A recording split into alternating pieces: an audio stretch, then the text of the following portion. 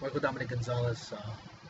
What I want to say on my last video, and I said a little bit on of that on another video, and I've done this on my post. Who's being experimented on?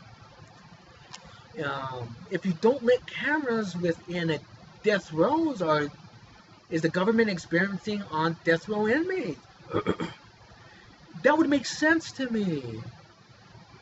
I remember, I think in the late 90s, I remember I watched the 2020 when they did a whole moratorium in Illinois. They they stopped and they found out, I guess it was almost 20 death row inmates were innocent through DNA evidence. And then I know they don't, Damien Echols totally got screwed over, can't get any compensation, and oh my god, the horrific things that have happened to that man in prison. But they don't let cameras into the death row. They don't let cameras into the death row in California. Is this type of technology or any other type of technology used to those inmates? We need to, as a society, we have a free press. We need to be able to, the press can go talk to death row inmates and say, hey man, are you feeling something fun? Are you shaking? Are you getting funny tasting food? What's going on? Because we're finding out a lot of these guys are innocent, man. It's like,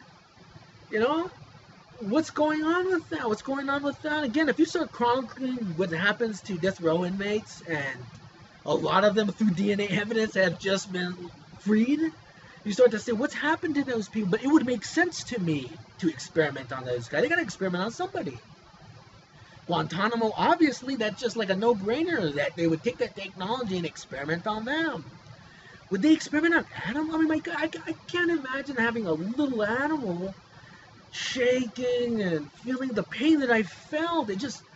I would want to kill somebody that would harm an animal that way.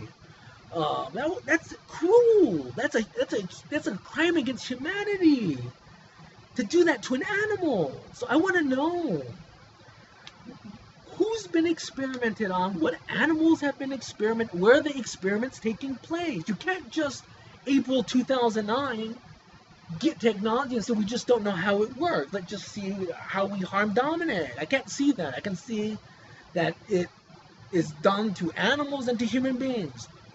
Who are the human beings?